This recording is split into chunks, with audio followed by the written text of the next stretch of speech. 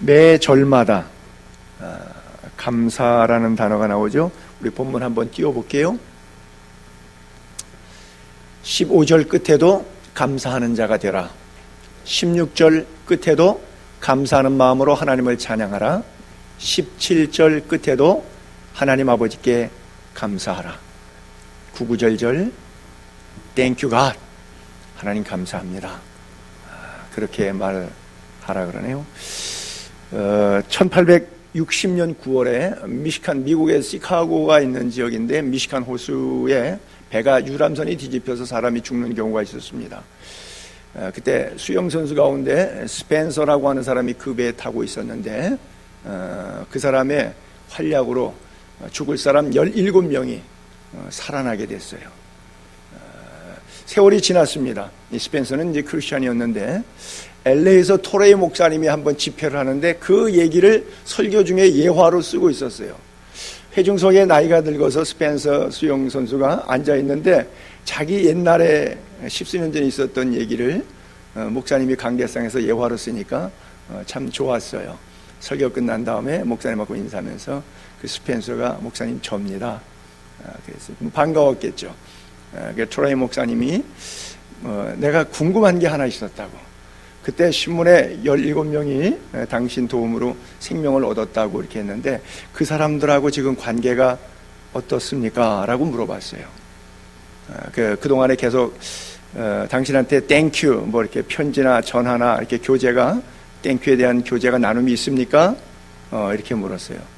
근데 딱 한 명이 있대요. 어린 소년이었는데 걔는 지금도 크리스마스 때마다 카드를 자기한테 보낸대. 나머지 어른들 16명은 그리고 끝났어요. 아무것도 없어요. 스펜서는 물론 뭐 섭섭했는지 안 섭섭했는지는 모르겠어요. 저는 이 글을 읽다가 생각을 했어요. 하나님이 내 생명을 구원해 주셨는데 내가 땡큐 하고 있나? 때로는 하나님에 대해서 왜 날 이렇게 힘들게 하고 원망하고 불평하고 하나님에 대해서 시기, 질투, 짜증처럼 경건하지 않은 신앙생활을 할 때가 있는데 하나님은 그래도 나를 여전히 사랑하시는구나.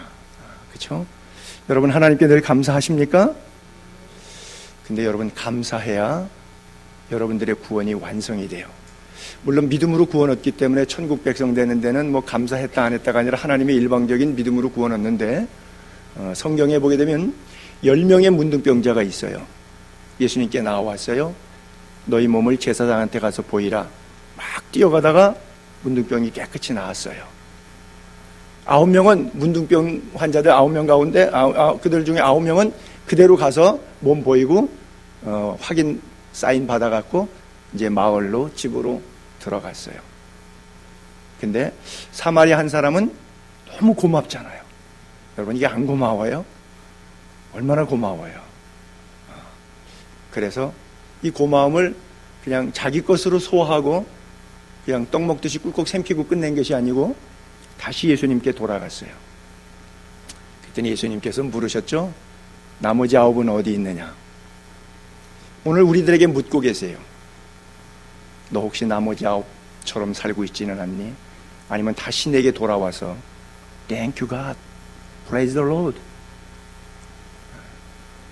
예수님께서 10명을 고침받았는데 쉽게 말해서 10명이 이 자리에 앉아서 교회에 나와서 예수 믿고 다 하나님의 은혜와 축복을 누리는데 감사를 계속해서 이어간 사람과 됐지 뭐 이제 그리고 더 이상의 감사가 소멸된 사람과의 삶은 천국과 지옥입니다. 종착역이. 보세요. 그 10명 가운데 한 명 돌아왔던 사마리아 문둥병자에게 이렇게 말씀하셨어요. 내 믿음이 너를 구원하였느니라. 구원받았어요. 감사는 구원을 완성시킵니다. 감사의 반대는 불평이라고도 말할 수가 있겠죠. 여러분 저는 확신하건대 그 말이 사실일 거예요. 제가 선언하는 것이 사실일 거예요. 교회 20년, 30년, 50년 다니고 지옥 갈 사람 수두룩 빡빡할 겁니다. 퍼센테이지로 10%예요. 90%, 90%는 나머지 9은 어디 갔느냐. 그 퍼센트를 거기다 적용하는 것은 무리수지만 제가 강조하기 위해서 설교에 적용합니다. 나머지 9은 어디 있느냐. 우리 교인이 한 50명 예배 드린다.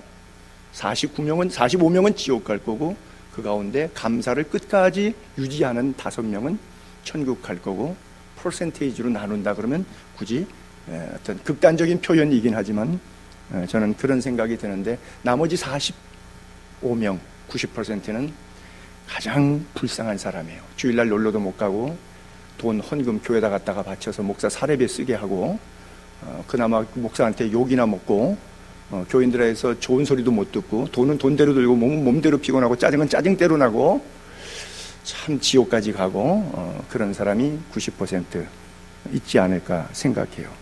평생 교회 다니다가 지옥 갈 사람 참 많으리라 이렇게 생각돼요. 여러분, 저 구절 사도 바울은 우리들에게 강조합니다. 땡큐하라, 땡큐하라, 땡큐하라. 여러분, 감사는 훈련하셔야 됩니다. 저절로 안 돼요. 절대 저절로 안 됩니다. 오늘부터 말씀의 은혜가 되시면 훈련하세요. 불평이요, 이거 저절로 돼요. 원망이요, 저절로 됩니다. 시기 저절로 돼요. 질투 저절로 돼요. 그 훈련 안 해도 그냥 자동적으로 나와요. 내 안에서 저절로 나와요. 스스로 나와요. 툭 튀어나오고 아무 때나 언제나 나와요. 이거 전혀 훈련 안 해도 그냥 나와요. 감사는 훈련 안 하면 그냥 지나가지 감사가 나오질 않아요. 여러분들의 삶의 습관에 늘 감사가 있게 되기를 바랍니다. 12명의 정탐꾼들 10명과 2명으로 나눠졌을 때 10명은 보는 것만 봤어요. 보는 것 보니까 안악 자손이 우리보다 크잖아요. 기골이 장대하잖아요. 농사를 졌는데 포도송이 하나를 2사람이 짝대기에 메고 가잖아요. 풍성하지, 먹는 것도 많지, 기골이 장대하지, 도시가 부유하지, 철옹성 같은 여리고성이 있지. 이야, 우리는 길바닥에 나앉았는데 군사 무기도 하나도 없지, 조직화된 것도 없지, 프로그램도 없지, 그냥 우후죽순처럼 구름 따라 불 따라 이러고 막 돌아다니는 그런 민족인데, 저 민족을 정탐해 보니까 그들 앞에 우리는 메뚜기야. 보는 대로 느끼면 사실이에요. 2명의 긍정적인 정탐꾼도 그걸 봤어요. 그걸 못 본 건 아니에요. 그러나 봤지만 무시했어요. 무엇 때문에 무시했어요? 하나님의 약속의 말씀 때문에. 우리를 10가지 재앙을 통해서, 유월절을 통해서 홍해바다를 건너고 마라에서 쓴 물이 먹게 하셨을 때 분명한 하나님의 이유가 있다. 그 약속을 붙잡고 나왔기 때문에 우리는 상황에 의해서 가나안 땅에 들어가지 않는다. 하나님의 신실한 약속에 의해서 가나안 땅에 들어간다는 것을 믿었기 때문에 보이는 건 똑같았어요. 12명이. 상황은 똑같았어요. 그러나 판단은 달랐어요. 선포와 의식이 달랐어요. 삶의 의식 구조가 바뀌었어요. 영 달랐습니다. 그래요. 우리가 본대로 느낀 대로 살아가죠. 그렇잖아요. 현대라고 하는 현자가 바로 왕변에다가 볼견자라고 제가 몇 번 써가지고 한번 올렸죠. 볼견자 왕변에 왕 본다. 즉 보는 게 왕노릇하는 거예요. 내 마음속에 내 보는 대로. 죄 짓는 것도 보니까 육체의 쾌락을 따라가는 것이고, 아무리 하나님의 말씀이 있고 설교가 있고 하나님의 명령이 있고 약속이 있었어도 현실 앞에 내 앞에 주어진 상황이 힘드니까 주어진 상황에 눌려서 하나님이 나를 향해서 갖고 계신 계획을 다 포기해버리는 거예요. 꿈도 접어버리는 거예요. 하나님의 계획도 잊어버리는 거예요. 그리고 우리는 그들 앞에 메뚜기 떼와 같아. 똑같은 메뚜기 떼와 같은 상황이지만 반대로 보는 시각은 어떻게 열렸어요? 그들은 우리의 밥이라. 넌 나한테 죽었어. 더러운 마귀, 귀신, 사탄, 너 나한테 죽었어. 마귀가 와서 큰일 났다. 나보다 센 놈인데 어떡할까? 어둠형이 사로잡았네. 우리 가정을, 내 심령을. 이제 난 죽었네. 큰일 났네. 어떡하지? 불안하고 공포하고 떨잖아요. 여러분, 마귀하고 우리하고 싸우면은 누가 겁날 것 같아요? 우리가 지난 시간에 제자 훈련하면서 나눔하면서 그런 구절이 있었거든요. 어떤 며느리가 시댁에 제사 지내고 어둠형이 강하니까 믿는 며느리가 안 믿는 시댁에 가고 막 영적으로 싸우니까 굉장히 너무 힘든 거예요. 그 시댁 가기가 싫어. 막 명절 때 시댁 가야 되면 막 그냥 속에서부터 오바이트부터 나기 시작해. 너무 막 불안한 거예요. 그냥 며칠 동안 견딜 수가 없어. 너무 힘들어해. 근데 하나님께서 은혜를 주셨어요. 생각해 보니까 마귀 지가 나한테 무서워할 일이지 내가 마귀한테 무서워할 일이 아니잖아. 생각이 변화가 왔어요. 그 다음부터 시댁 가는 게 즐거워졌어요. 자주 가는 거예요. 시댁 딱 들어가서는 속으로 인사하는 거예요. 마귀야, 나왔다. 무섭지? 자꾸 가서 시어머님한테 자꾸 가니까 반갑고 친절하고 분위기 좋아지니까 며느리 때문에 시어머니가 예수를 믿게 되었어요. 할렐루야. 이게 하나님의 사람이 가는 길이에요. 감사를 아는 자의 삶이에요. 그래요. 이 10명의 정탐꾼 때문에 백성들이 원망하고 모세에게 다 돌집어 던졌거든요. 그래서 하나님께서 그것을 진노하셔서 40일 정탐 하루를 1년으로 페널티해서 40년 동안 뺑뺑이 돌리셨는데, 그게 뭐예요? 사람의 감사할 줄 모르는 사람, 약속의 말씀이 주어도 뭐가 뭔지 모르는 사람 정화시키고 깨닫게 하는데 걸리는 세월이 40년 걸려요. 여러분, 예수 믿고 똑바로 신앙생활 하는데 얼마나 걸리느냐? 40년 걸려요. 예수 믿은 지 몇 년 되셨어요? 아직 40년 안 되셨어요? 아직 멀었어요. 목사한테 큰 소리 치지 마세요. 아직 애도 아니에요. 신앙의 도의 초보도 아니에요. 그래요. 여러분, 이스라엘 백성들이 출애굽했고 6월절을 건넜는데도 불구하고 40년 동안의 훈련의 과정이 필요했어요. 여러분, 바라기는 우리 예수의 교회 성도님들 40년 걸릴 필요 없어요. 왜? 설교가 있잖아. 우리에게는 말씀이 있잖아. 한 번에 끝내세요. 하루에 끝내세요. 단박에 해결하세요. 오래 갈 거 없잖아요. 결심하시면 돼요. 감사하기로 결심하시면 돼요. 범사에 감사하십시오. 그래요. 한번 따라해 볼까요? 하나님 감사합니다. 옆에 있는 아내에게 여보 고마워요. 남편이 있으면 남편에게 여보 고마워요. 갔어요? He's gone? 자, 이것도 따라하세요. 목사님 고맙습니다. 그 다음에 저 혼자 할 사람이에요. 성도님들 감사합니다. 그래요. 서로 잘했습니다. 감사합니다. 고맙습니다. 입버릇 될 수 있기를 바랍니다. 감사는 훈련해야 돼요. 다른 건 훈련 안 해도 원망, 시기, 질투는 어떻게 저절로 언제 어디서나 툭툭 튀어나오는지 아주 오토매틱으로 나와요. 근데 감사는 훈련하지 않으면 훈련해도 잘 안 돼. 멋쩍어서 안 돼. 왜? 해본 적이 없으니까. 그렇잖아요. 뭐 사랑, 경상도 사람들이 그러잖아요. 아내에게 사랑 고백하라면 잘 안 된다 그러잖아요. 왜? 안 해봤으니까. 근데 또 너무 또 가짜로 하는 사람들도 있죠. 그렇죠? 진짜 속에 거 다 빼먹으면서 빼먹기 위해서 사랑한다고 혀에 발림하는 그런 사랑. 그거 하다가 들키면 저한테 혼나요. 자, 그리스도의 평강이 어디로부터 오는가? 그렇죠? 그리스도의 평강이 너의 마음을 주장하게 하라. 우리 마음을 누가 뺏지 못하고 누가 주장해야 되나? 누가 내 마음의 주인이어야 되느냐? 예수님의 평강이 내 마음의 주인이어야 된다. 근데 감사하는 자가 바로 그리스도의 평강이 내 마음을 주장하게 할 수 있다는 거예요. 그래서 감사와 평강은 불과 분리의 관계, 뗄래야 뗄 수 없는 그런 관계예요. 그 평강, 평화, 평안, 번영, 안식 다 같은 뜻이에요. 헬라어로 에이레네라고 했었어요. 이제 현대 헬라어로는 일인이라고 부르는데 고대 헬라어에 에이레네라고 그러는데 에이레네라고 하는 뜻 자체가 그래요. 예수 그리스도 안에서는 다 있는 거예요. 평화도 있고 안식도 있고 번영도 있고. 여러분, 평화한 가운데 안식하는 거, 그것만큼 행복한 게 사람이 뭐가 제일 좋아요? 고생하지 않고 평안하고 잘 먹고 잘 사는 거. 사실 에이레네라고 하는 단어 속에는 영혼과 육체가 주의 안에서 가장 풍성한 삶을 누리고 있는 상태를 에이레네라 그러는 거예요. 주님께서 주시는 평강, 내 영혼이 잘됨처럼 범사가 잘되고 영육간에 항상 강건하고 들어가도 나가도 복을 받고 떡반죽 끓이기 복을 받는데 자녀 자손이 복을 받고, 그렇죠? 하나님의 은혜의 풍성함을 누리는 것, 그리스도의 평강이 여러분들의 마음을 주장하게 하시길 바랍니다. 예수님께서 요한복음 14장 27절에 그렇게 말씀하셨죠. 한번 자막을 올려볼게요. 평안을 너희에게 끼치노니 곧 나의 평안, 예수님의 평안을 너희에게 주노라. 예수님이 우리에게 주는 평안은 세상이 주는 평안과 같지 않다. 너희는 그렇기 때문에 근심할 것도 없고 세상살이 때문에 두려워할 것도 없다 그랬어요. 저는 저 구절을 읽으면서 설교에서 갑자기 탁 떠오르는 사람이 한 사람이 있었어요. 사도행전 12장에 있었던 베드로. 한번 다음 장면에 글자를 올려볼게요. 베드로가 감옥에 갇혔어요. 야고보를 죽였더니 백성들이 굉장히 좋아해요. 그리고 베드로를 주동격이 베드로를 잡았어요. 죽이려고.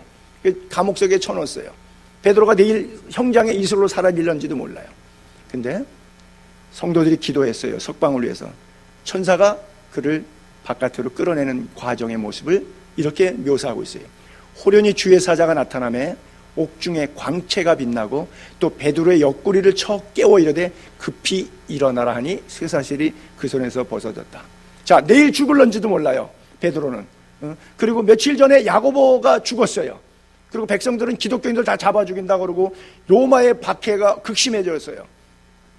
내일 죽을지도 모르는 사람이 잠을 자는데, 여러분, 천사가 옥중에 광채를 비쳤다 그러니까 고문할 때 보면 사람을 안 재우고 앞에다가 서치라이트 얼굴에다가 이렇게 대요. 고문할 때 잠 안 재우려고. 왜? 며칠씩 안 먹이고 안 재우면 막 그냥 자거든요. 고문을 받으면서도 자요. 잠을 이기지 못하니까. 그러면 못 자게 하려고 여기다가 얼굴에다가 서치라이트를 갖다가 비춰요. 천사가 광채를 비치는데도 얼마나 평안한지 잘 자. 그래도 안 깨니까 할 수 없이 발길로 옆구리를 쿡쿡 차는 거야. 옆구리를 쳐서 깨우는 거예요. 빨리 일어나라. 급히 일어나라. 여러분, 저기 묘사된 글을 상상해 볼 때 저게 사형수의 잠자는 모습입니까? 여러분, 사형수 입장을 생각을 해보세요. 얼마나 불안하겠어요. 근데 얼마나 평안하게 잠을 잘 자는지 몰라. 그 시편의 그 다음 구절에 보게 되면, 그래서 하나님께서 어떤 사람에게 잠 준다고요? 할렐루야. 그래서 교회 와서 잘 주무시는 분들은 하나님의 특별한 사랑을 입은 사람들. 할렐루야. 그래요. 베드로가 사형 직전에도 저렇게 잘 자는데 손 목사가 설교하니 얼마나 잠이 꿀꿀이 잘 오겠어요. 그렇죠? 할렐루야. 그래요. 그 다음에 또 그리스도의 평강이 우리를 주장할 뿐 아니라 그리스도의 말씀이 풍성함을 경험하라고 이야기하고 있어요. 여러분, 그리스도의 말씀의 풍성함은 어떻게 경험할 수 있는가? 감사와 찬양 속에 있다고 또 본문은 말하고 있어요. 찬양하라 내 영혼아, 찬양하라 내 영혼아. 여러분, 사울이 악신이 들렸을 때 다윗이 비파와 수금으로 찬양했어요. 그랬더니 악신이 떠나갔어요. 근데 재미있는 것은요, 찬양하니까 기적이 일어나서 악신은 떠나가요? 조금 있다가 또 와요. 여러분, 한 번 마귀와 영적 전투에서 이겼으니까 나는 항상 마귀를 이겨라고 생각하지 마세요. 그때 이미 넘어진 사람이에요. 그 사람은. 그 생각 자체가 넘어진 거예요. 바요나 시모나 복이 또다, 이걸 알게 한 사람은 혈육이 아니라 내 하늘 아버지다. 천국 열쇠 주면서 네가 땅에서 매면 하늘에서도, 네가 땅에서 풀면 하늘에서도.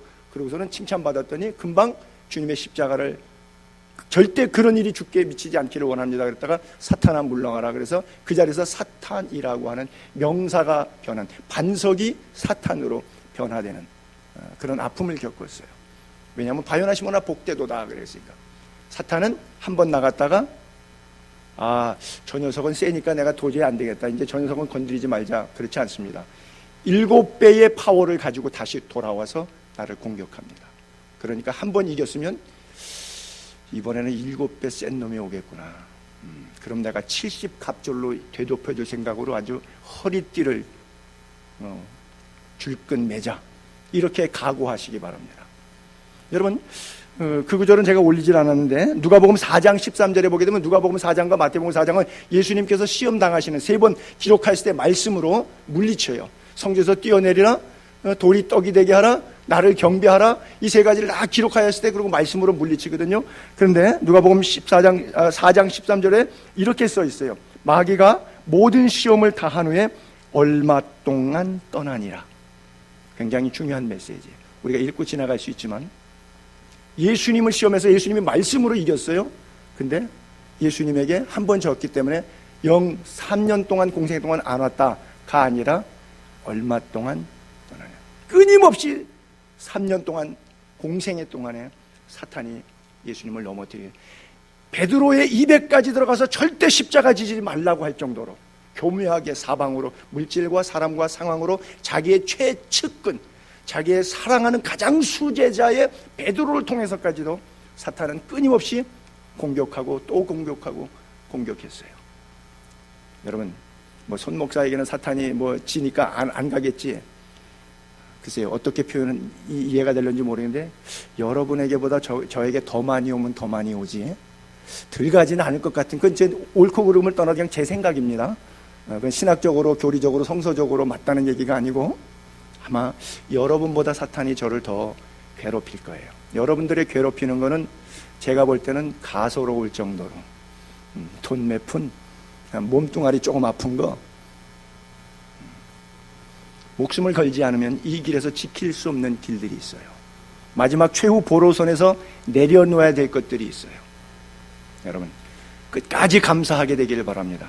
죽도록 충성하는 거예요. 충성은 어느 때까지 기분 좋으면 하고, 뭐 기분 나쁘면 안 하고, 그런 것이 아니라 목숨 걸고 하는 것이 충성입니다.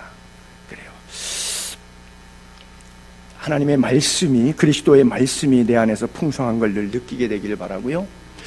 예전에 온누리교회에서 두란노 경배와 찬양 뭐 이런 것들이 있을 때 한국교회 젊은 세대가 굉장했습니다. 제가 제 수치의 느낌으로, 통계치수로는 아니지만 그냥 느껴보는 거예요. 그냥 표현해보는 거예요. 맞든 안 맞든. 그 당시 한국교회 청년들, 대학생들 교회마다 꽉 찼습니다.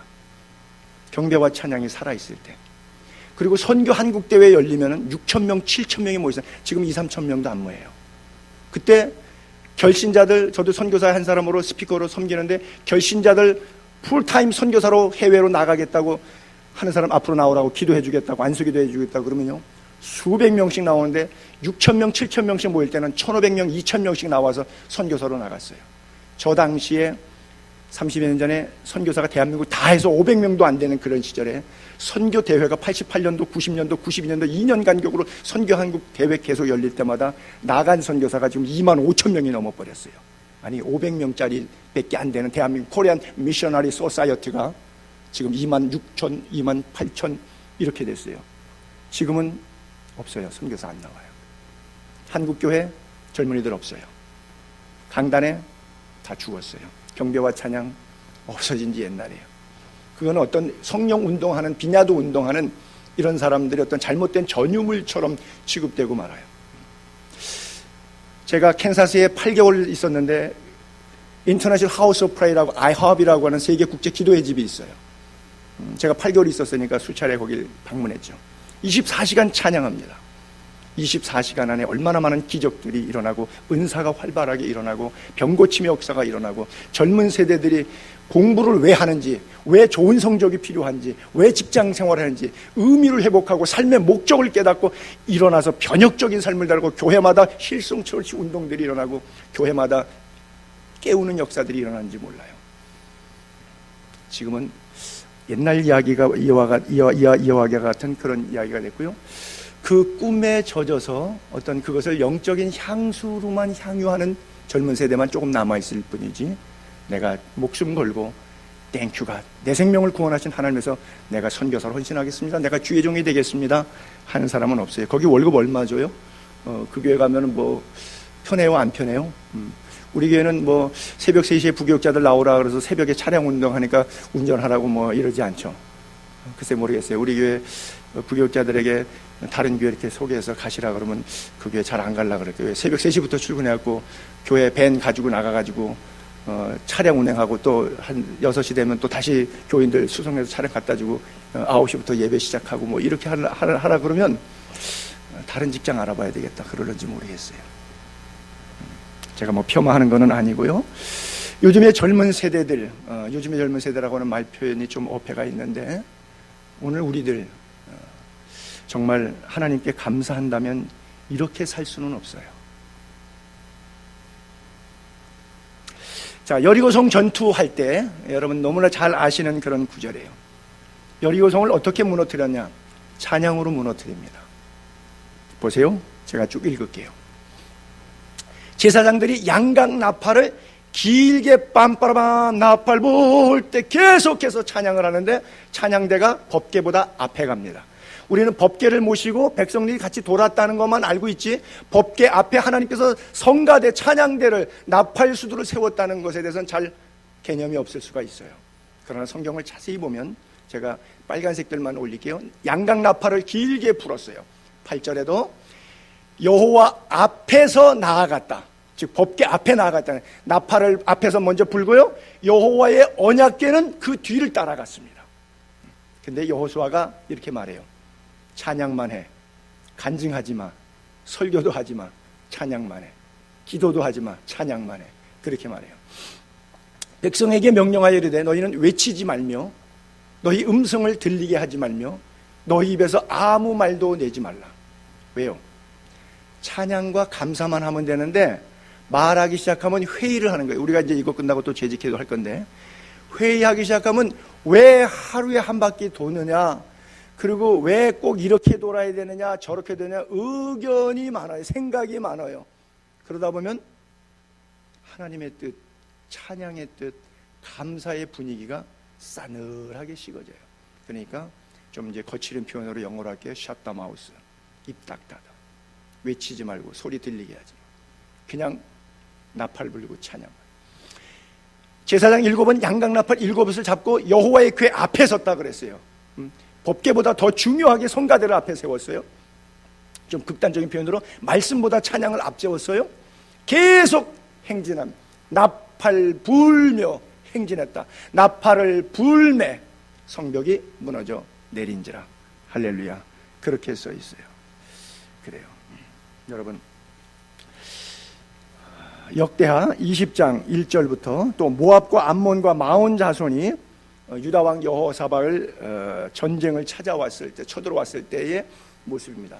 자, 모압, 암몬, 마온 3개국 동맹 연합 작전으로 유대를 치러 왔어요. 여호사밧 왕이 놀라요. 하나님께 기도해요. 우리는 대적할 힘도 없고 능력도 없고 어떻게 해야 될지 알지도 못하겠고 그냥 주님만 바라봅니다 라고 기도했더니 기도 응답이 목회자를 통해서 줘요.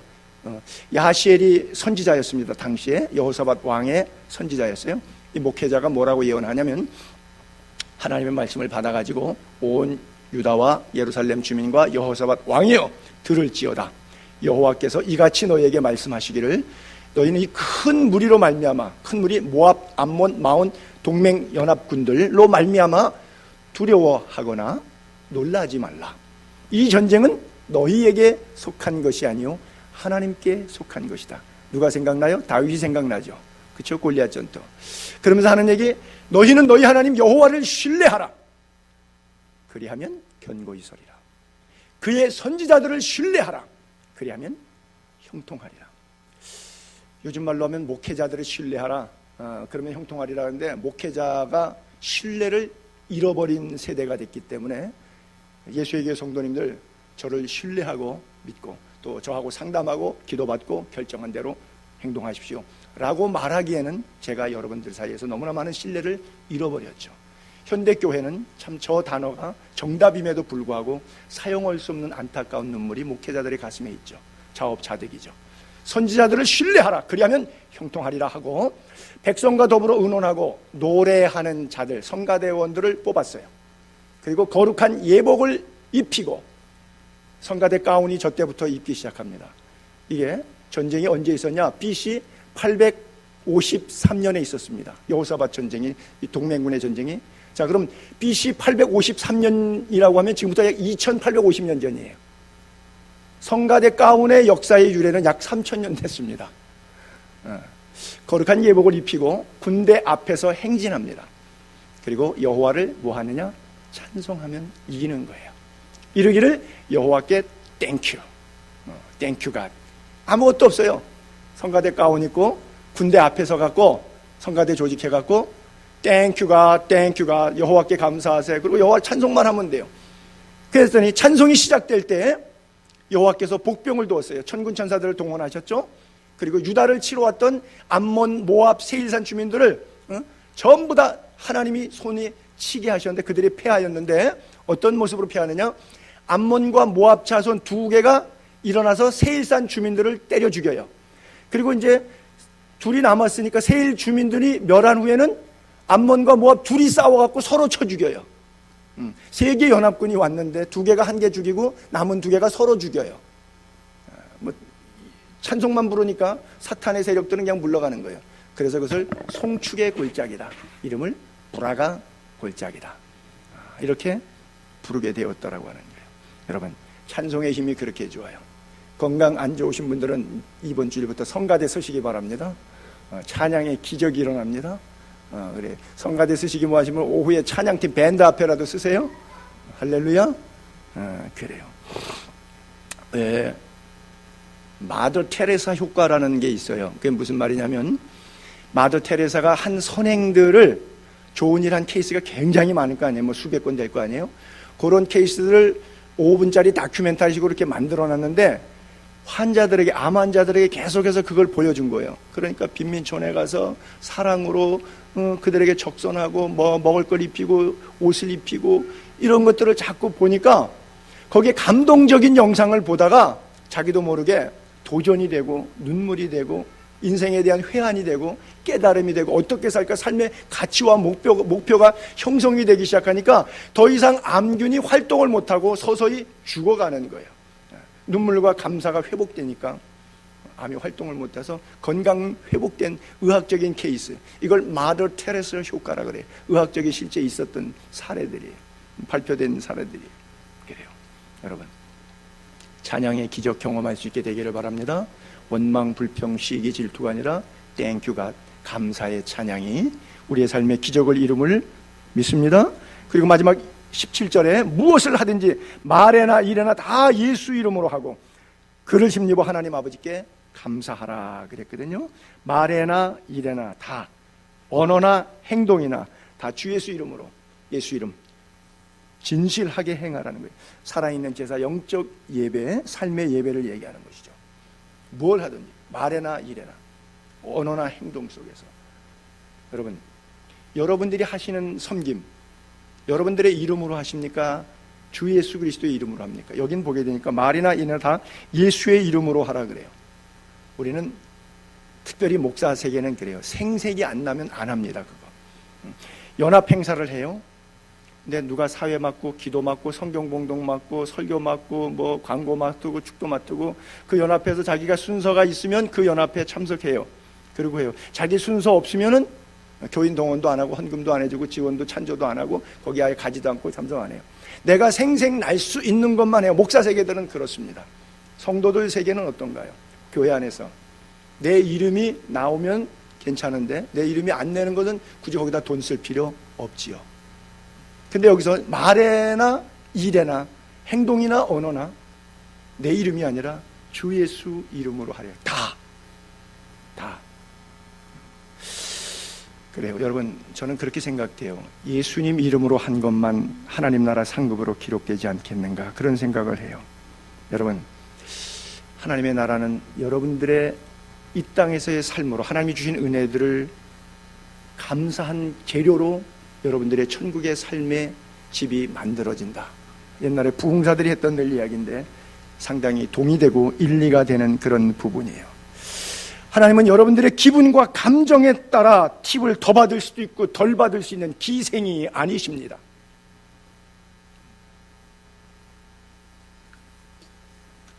예배라는 영어 단어가 뭐냐면 서비스라고 하는 거예요. 서비스. 리투르기아, 노래한다는 헬라어이고 영어에서는 서비스, 봉사한다는 말이에요. 예배란다는 봉사한다는 거예요. 여러분 여기 와서 예배 잘 드려요. 근데 봉사의 삶이 없어요. 안 믿는 시댁을 위한 봉사, 안 믿는 직장 동료를 위한 봉사, 안 믿는 옆집 이웃을 향한 봉사가 없어요. 예배는 얼마나 잘 드리는지 몰라. 여기서 분위기는 참 깨끗하고 좋아. 남 보기도 좋고 목사 보기도 좋아. 뭐 복장이나 헌금이나 교회 섬김이나 뭐 설거지나 밥하는 거는 여러 면 너무 좋아.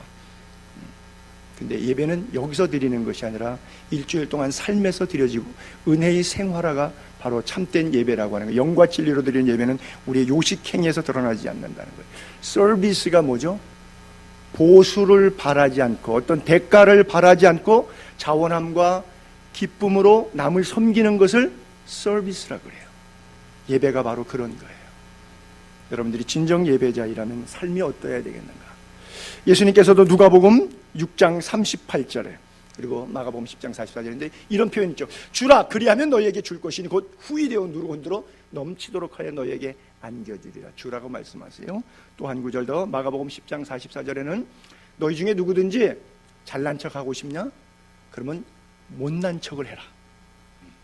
으뜸이 되고자 하는 사람은 모든 사람의 종이 되어야 하리라.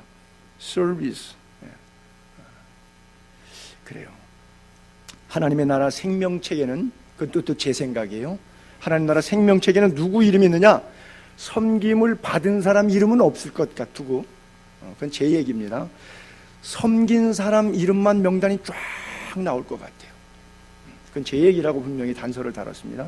생명책이 심판대 앞에 상고심판 쭉 펴져 있는데, 섬김 받은 사람, 혜택 본 사람 명단은 없고, 섬긴 사람, 과부의 엽전 2렙돈을 섬겼기 때문에 과부의 이름이 거기 들어갔고, 사렙다 과부가 마지막 기름 한 방울과 통에 가루를 드렸기 때문에 거기에 이름이 들어가고, 이런 식으로. 액면가가 얼마나 있냐, 내가 한 달에 월수가 100만 원짜리냐 1억짜리냐 아무 상관없어요.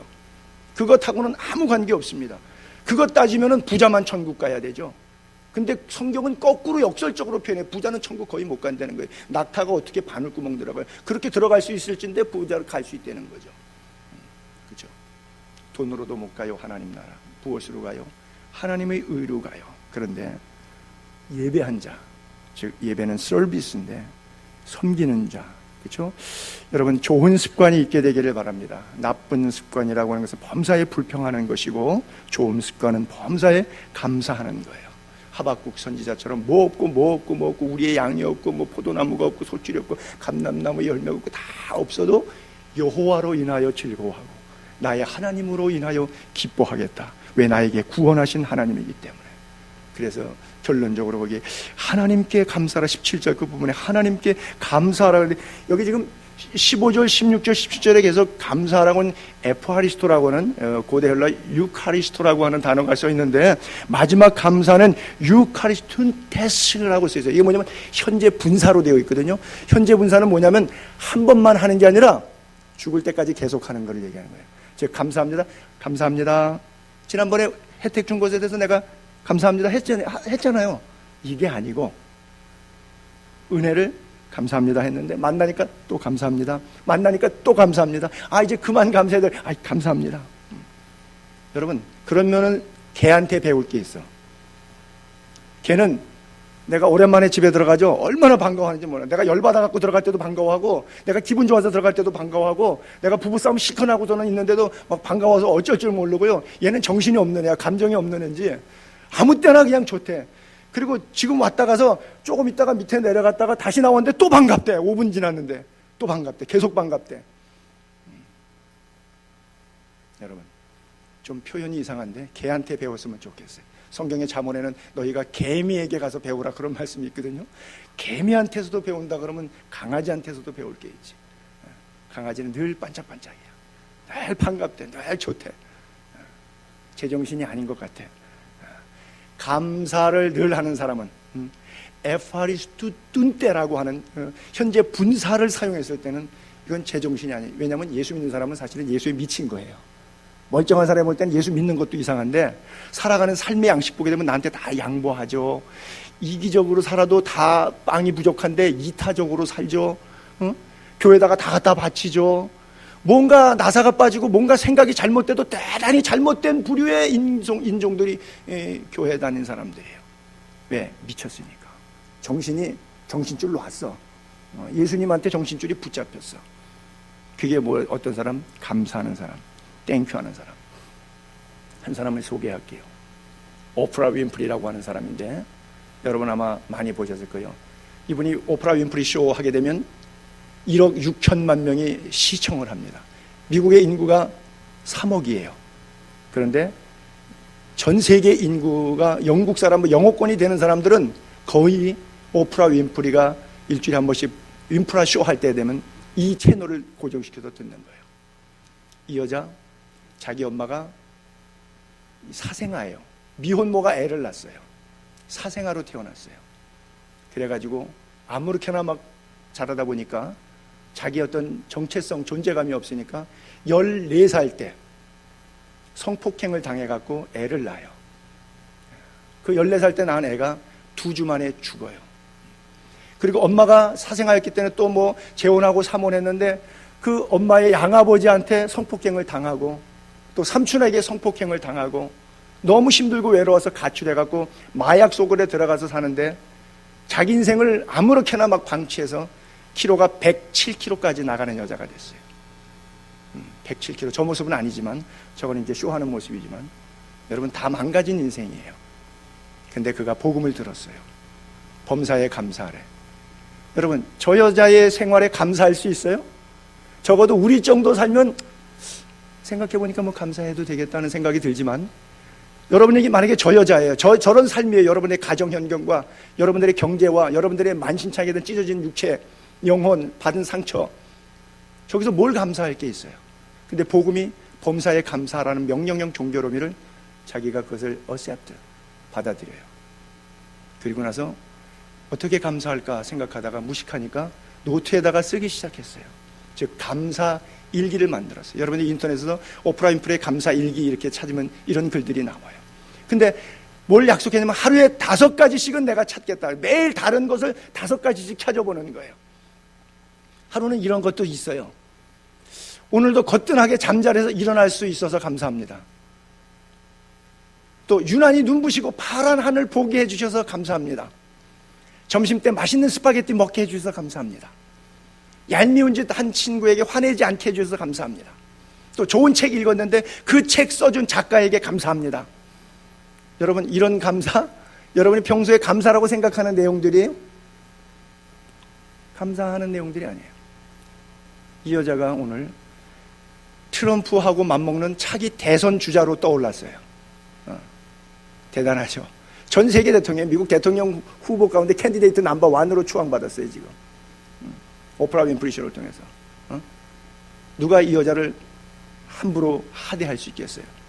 걸레 같은 인생을 살았다고, 버러지와 같은 인생이었다고 누가 그렇게 말할 수 있겠어요? 근데 그 여자가 감사하는 내용을 보니까 저건 나에게도 늘 있는 얘기예요. 나도 저런 감사 찾으려고 그러면 얼마든지 찾을 수 있어요. 자기는 의무적으로 하루도 빠지 않고 일기를 쓰는데, 감사 일기를 쓰는데 평생 감사한 거예요.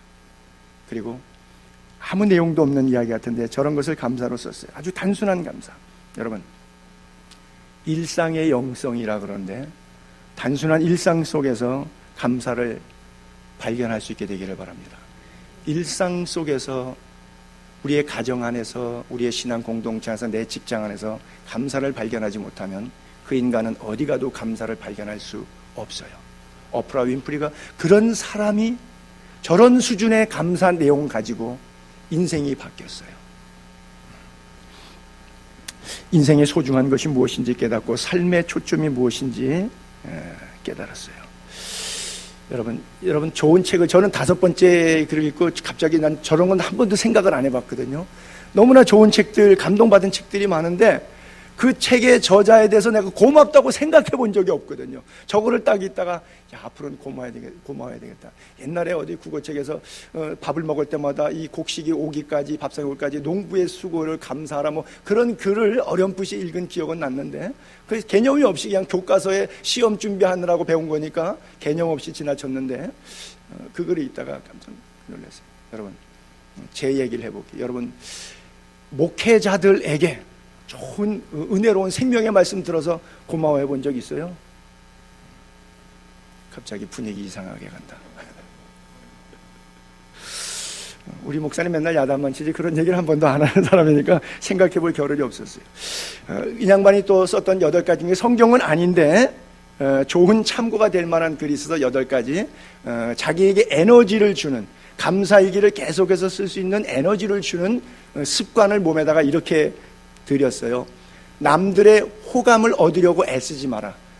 우린 남의 눈을 너무 의식하며 살잖아요. 옷 입는 거 하나에 이르기까지, 그렇죠? 액세서리 뭐 하는 것까지 남의 호감 얻으려고 굉장히 애쓰는데 그렇게 과민하게 반응하다 보면 인생 피곤해진다는 거예요.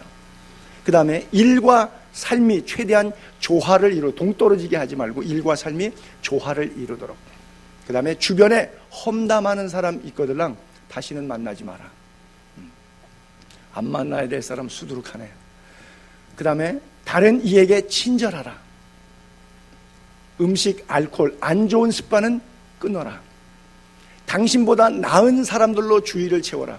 주변에 좋은 이야기를 해줄 수 있는 사람, 험담하는 사람 말고 주변에 선한 영향력을 끼칠 사람을 주변에 채우면 아무래도 좋겠죠. 그 다음에 돈 때문에 하는 일이 아니라면 돈 생각은 아야 잊어라. 그 다음에 끊임없이 꿈을 향해 나아가라. 이것은 성경은 아닌데 그가 성경적 감사일기를 쓰면서 자기에게 주는 에너지를 요약해서 그런 습관을 들여야겠다, 이렇게 했던 거예요. 여러분, 제가 어제 저녁에도 여기 서울대 병원에 중환자실에 뭐 기도해 주기 위해서 갔다 온 적이 있었는데, 뭐 보니까 뭐 사망의 음침한 골짜기를 걷고 있는 환자죠. 40대 젊은 형제인데, 산소호흡기를 꽂으면, 여러분 병원에서 산소호흡기를 한번 꽂으면 하루에 산소 값이 얼마 드는지 혹시 아세요? 20만 원 들어요. 하루에 산소호흡기 기계 연명 들어가면 하루에 산소, 물론 이제 보험 처리하게 되면 가격은 그렇게 다 내지는 않겠지만, 산소 24시간 사용 가격이 병원에서 중환자실에서 20만 원이에요. 여러분, 우리 숨 20만 원씩 내고 쉬시죠, 지금 하루에. 예? 제가 전자계산기를 이렇게 두들려 보니까 1년이니까 7,300만 원 나오더라고요. 여러분, 1년에 7,300만 원. 그리고 10년이면 7억이고, 내가 60을 살았다 그러면 산소값만 44억 원 나오더라고요. 44억 원. 한갑 넘으신 분들은 산소값 44억 원 하나님께 헌금하세요. 양심이 있지. 최소한도 11조는 해라. 감사해요, 안 감사해요? 응? 거기에 중환자실에 덜컥 그러고 꽂고 누우면 그때 아는 거예요.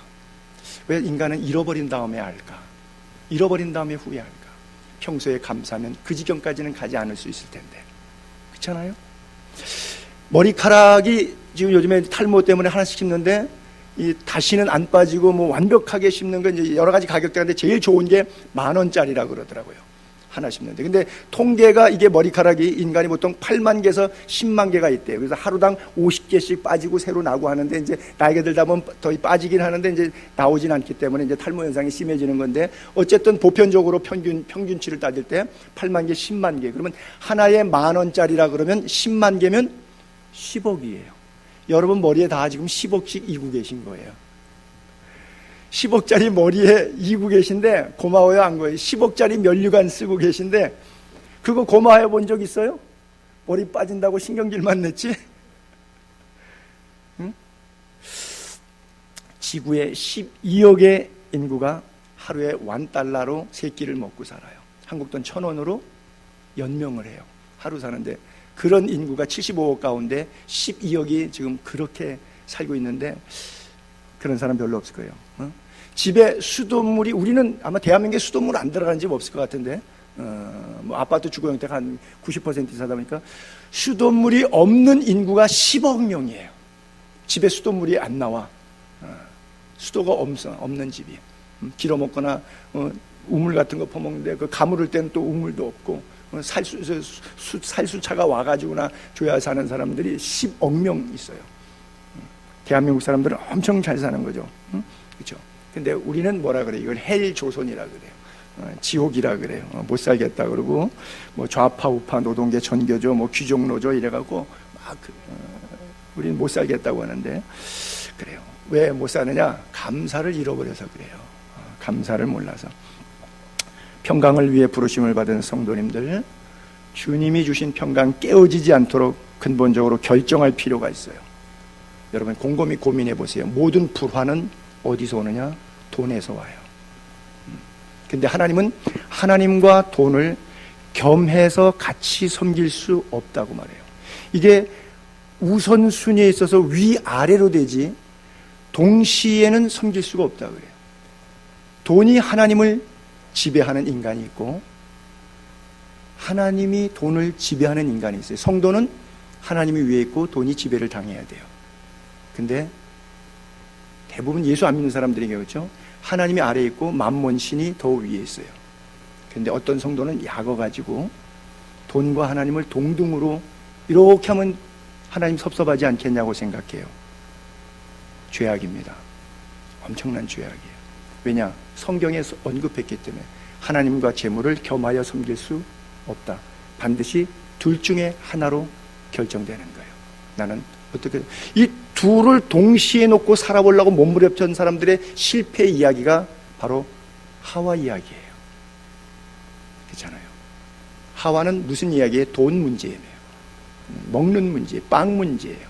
그렇죠? 단순한 선악과는 하나의 물질에서부터 나오는 문제예요. 구약의 대표적인 인물이 뭐예요? 롯의 처를 생각하라. 구약 창세기 19장 인물을 신약의 누가복음 17장에 와서 예수님의 설교까지 구약으로부터 신약을 관통해서 달고 있는 메시지, 그 4,000년 전부터 흘러왔던 이 메시지. 롯의 처는 하나님을 안 믿는 사람이 아니에요. 하나님 안 믿는 사람 같으면 소돔과 고모라에서 나오지도 않았어. 하나님을 신실하게 믿었던 사람이고 하나님 믿는 분위기 안에서 자라왔던 사람이에요. 그러나 소돔에서 하나님을 섬기려고 했어요. 아니요. 거기서는 하나님을 섬길 수가 없어요. 소돔에서 나와야만 섬기는 거예요. 그래서 하나님께서 뒤도 돌아보지 말고 나가라 그랬는데 뒤를 돌아봤어요. 왜? 하나님도 내가 섬기지만 소돔도 살 수는 있는 곳 아니겠느냐고 생각한 거죠. 잘박한 머리예요. 사람은 꽤 머리가 좋죠. 그렇죠?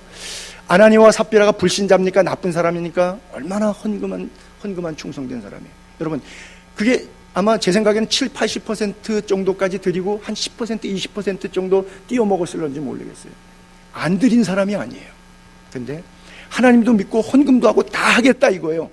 그런데 동등한 위치에서 하나님과 재물을 함께 섬기고자 하는 사건이 바로 아나니아와 삽비라의 이야기예요. 마술사 시몬도 돈 주고 뭘 살라 그래요? 성령을 살라 그러잖아요. 왜?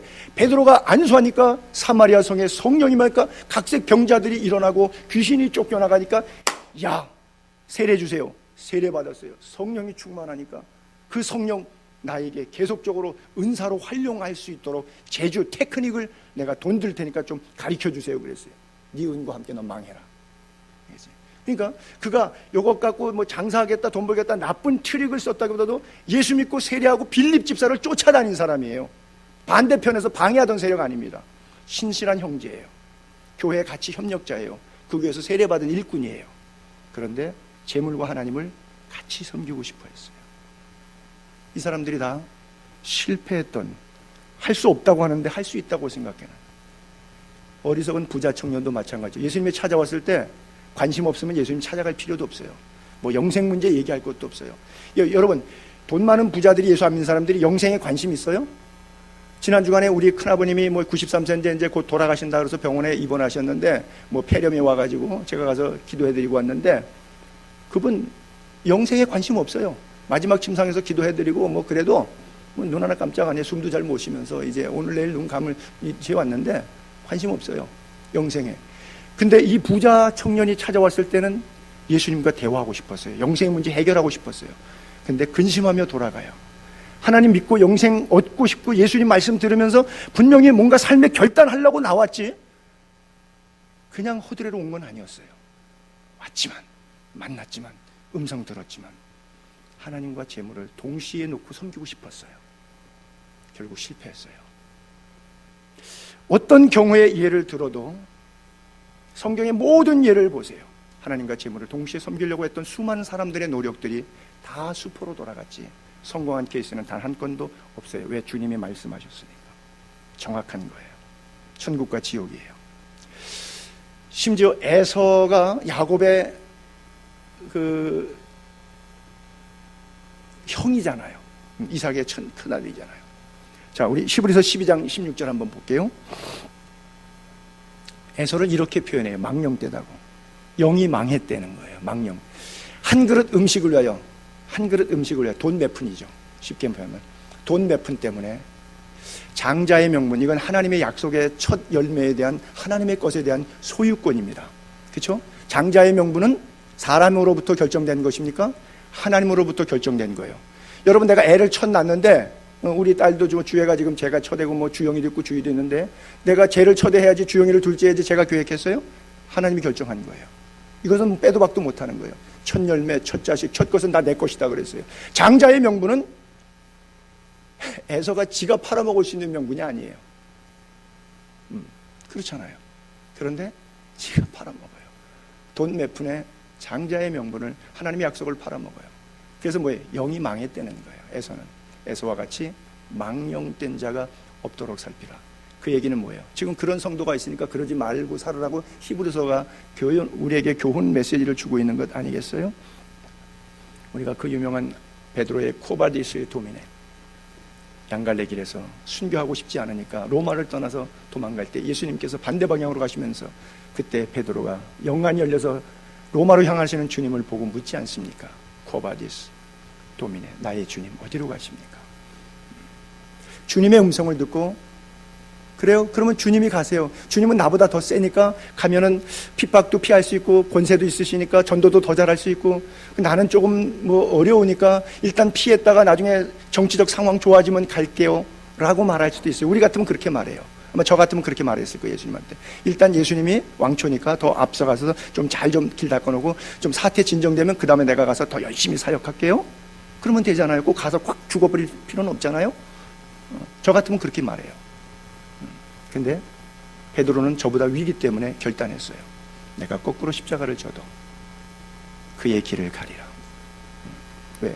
구원의 노래가 자기 가슴에 있는데 너무 고마운 거예요. 나 같은 죄인 살리심 너무 고마운 거예요. 그래서 부르심의 길을 깨닫고 결정합니다. 여러분 인생길에 결정하십시오. 감사하는 자가 되기로 결단하십시오. 성경 구절 4구절 띄워올리고 우리 함께 낭독하고 마치도록 하겠습니다. 자, 성경 구절 선물로 제가 4구절 드릴게요. 다 같이 읽습니다. 시작. 여호와는 나의 목자시니 내게 부족함이 없으리로다. 내가 사망의 음침한 골짜기로 다닐지라도 해를 두려워하지 않을 것은 주께서 나와 함께 하심이라. 다음. 너는 두려워하지 말라. 내가 너를 구속하였고 내가 너를 지명하여 불렀나니 너는 내 것이라. 내가 물 가운데로 지날 때 내가 함께 할 것이라. 강을 건널 때 물이 너를 침몰하지 못할 것이며 내가 불 가운데로 지날 때 타지도 아니할 것이고 불꽃이 너를 사르지도 못하리라. 오직 여호와를 앙망하는 자는 새 힘을 얻으리니 독수리가 날개치며 올라감 같을 것이요 다른 박질하여도 곤비하지 아니하겠고 걸어가도 피곤하지 아니하리라. 마지막 한 구절 더 볼게요. 너희는 마음에 근심하지 말라. 하나님을 믿으니 또 나를 믿으라. 이것을 너희에게 이르는 것은 너희로 내 안에서 평안을 누리게 하려 함이라. 세상에서 너희가 환난을 당하나 담대하라. 내가 세상을 이기었노라. 기도하겠습니다.